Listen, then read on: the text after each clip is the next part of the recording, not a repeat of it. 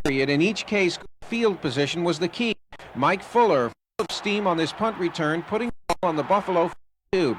Charlie Alexander capped the 7-play, 42-yard drive with this 4-yard run, 7-0 Bengals. Charlie just had a great day running the football. I think Buffalo's defense were keen on Pete Johnson. They felt that the key to beating the Bengals was stopping Pete Johnson, and kind of forgot about me. Riley sure hasn't forgotten how to intercept a football. Here, Riley intercepts Joe Ferguson. The ball lay on the Bills' 48. The Bengals up those 48 yards in 8 plays, helped by this Ferguson to Curtis reception, and it was Pete Johnson who rumbled in from 1 yard out to put the Bengals up 14-0 with 2:40 in period 1. The Bengals defense buffaloed the Bills for a little more than a period, but with 10 minutes left in the second quarter, the Bills moving the football. We did the job, we won the game, there's room for improvement, and we will improve. We made mistakes, and those mistakes cost us, and we just can't make those mistakes again. We missed out there. Tackling, we're gonna have to tackle good running backs. We're gonna have to pursue each and every man to the with sometimes. The hurt the Bengals defense just a little bit. At any rate, the Bills can't win on their second possession of the second period. Picture perfect pass play here. Ferguson Butler 54 yards. Later, Joe Cribbs scores from 1 yard out with just 20 seconds left in the half.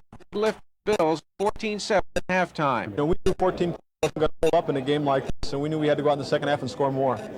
But Buffalo scores first and swiftly. 10:23 left in the third period. Joe Cribbs takes off a 44-yard jump, making a super move en route to the end zone. Cribbs was injured on this play and forced into inactivity the rest of the day. It didn't seem to deter Buffalo.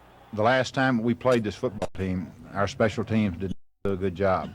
Today, I'd have to say that they really contributed a great deal to us winning this football game.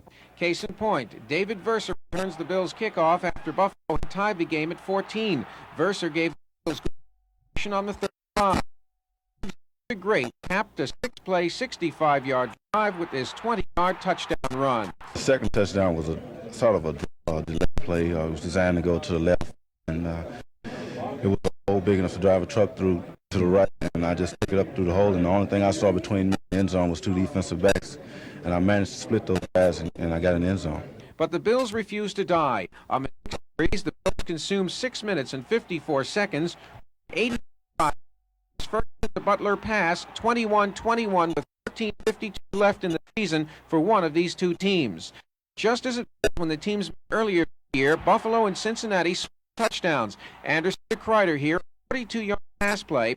Set up Mr. Sports Illustrated, Chris Collinsworth, wide open, 28-21, 10:39 left to play in regulation time. It's really our biggest scoring play all year long. We've scored a lot of points on it, and it's the option play where I have at least 5 different options of what I want to do on the play, and then it's just kind of up to Kenny to find me wherever I go, you know. Just so happened on that play, they blitzed the 2 linebackers, which have nobody in the middle. No question, these are 2 well-coached football teams that move the ball well today. I think as a team, the key to our success is with Buffalo guests. And credit to the Bengals defense. In the fourth period especially, the Bengals came up with a big play when they had to. 3rd and 1 on the Bengals 35. The Bills are driving. The Bengals stop the drive. We was in our stack defense and 3-man line, and I think our defense rose to the occasion on that particular play. We have been talking on the sideline. We said we need to stop and we need to make some big plays on defense in the 3rd and 4th quarter, and we can stop them there. And they stopped him here. 4-9 late in the game. Ferguson to Hooks, incomplete in the end zone. Credit Bob Kemp for batting the ball away. The ball was coming to me, I saw the receivers coming. In that situation, just to put the ball down, that's just what I did. It was our conditioning. We were coming through. We were a stronger, much more aggressive team in the 4th quarter than they were. The Bills did get one last crack, but they had to go 80 yards in 45 seconds. It was not to be. There were no Hail Marys, no.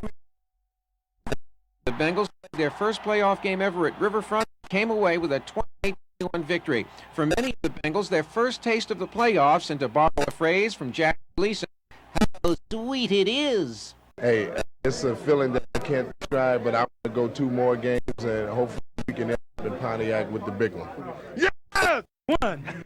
Well, I was a little nervous at first, but after I got hit, like another football game. Fans were tremendous today, and that loosened me up a lot. It was so exciting.